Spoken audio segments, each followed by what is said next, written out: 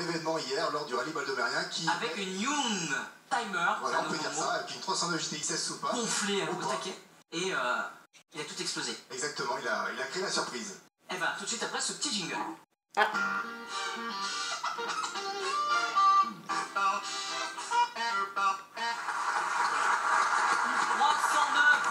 J'adore. J'en voulais une comme.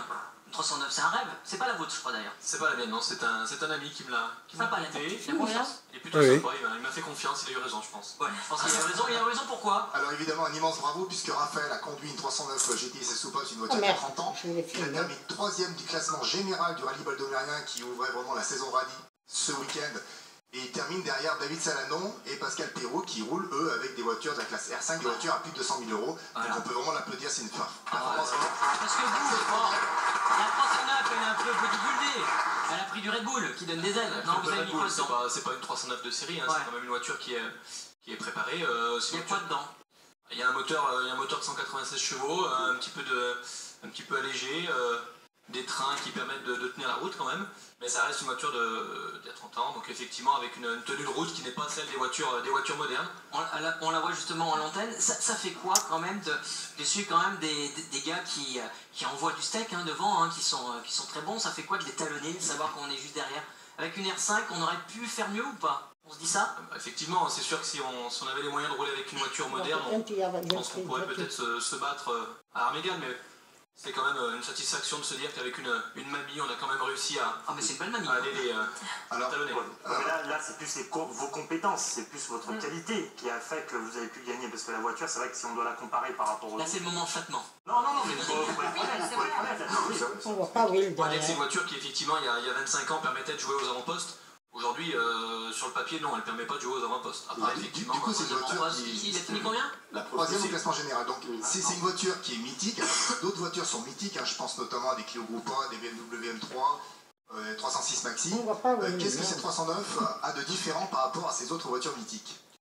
Sa rareté, c'est vrai que c'est une voiture qu'on voit peu sur les rallyes. Il en reste très peu avec autant de préparation.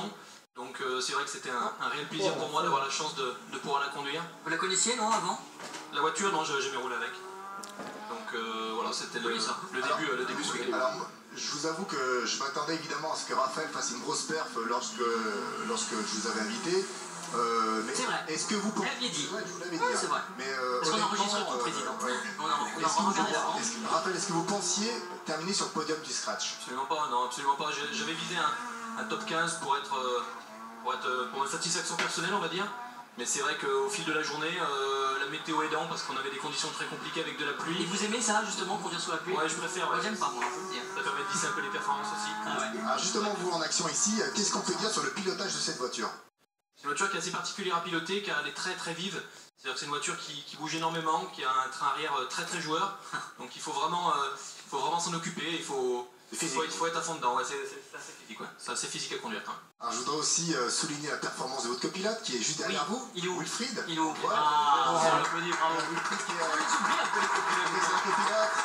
J'en profite pour saluer également Francis qui est juste à ses côtés, qui est vraiment épaule Raphaël du mieux possible dans ses recherches de budget notamment. Oui, parce que du coup, avec cette performance, est-ce que finalement les partenaires vont être plus généreux? Est-ce que ça va changer des choses? Je pense qu'on l'espère. C'est vrai qu'à chaque fois on dit ça et ils sont pas folichons. On a un gros département avec des très grands sportifs et c'est compliqué quand même à trouver des... C'est très compliqué de trouver du budget. Pour faire un film.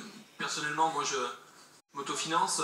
J'ai quand même eu la chance sur ce rallye d'avoir 2-3 partenaires qui m'ont suivi, qui nous ont permis d'assurer la voiture en cas de casse afin de pouvoir la remonter. Voilà, il faut une assurance. C'est bien déjà. Ah oui. Une assurance. C'est mieux. C'est mieux. Elle est bien votre assurance? La mienne, elle est bien. Alors donc au-delà de cette énorme performance que vous avez faite ce week-end au rallye Val-de-Mérien, donc j'ai entendu parler d'un projet prochainement sur un rallye qui aura lieu je crois au mois d'avril avec une autre voiture. Oui, avec quelle voiture? J'ai un ami qui possède une très belle Saxo Kit-Car, qui est une voiture Saxo Kit-Car. Voilà, qui est encore plus évoluée que la 309, un petit peu plus puissante, avec une tenue de route qui est quand même encore meilleure. Donc on va essayer de trouver le budget pour monter ce projet. C'est joli, elle. Essayer de faire un rallye. Quel rallye ça? Pardon? Pour faire quel rallye? On aimerait bien faire le rallye anciennement des Monts du Lyonnais. Il va s'appeler maintenant le rallye des routes du Lyonnais. Du côté de Aujourd'hui, c'est un festival. Voilà, donc on va... On peut vous mettre un petit autocollant T7, ça manque un peu de rose sur cette voiture. Avec plaisir, mais ça coûte cher. Et au-delà de cette participation avec cette Saxo Kika, vous avez un autre projet, je crois, un peu plus tard dans la saison. Oui, je viens d'acquérir à titre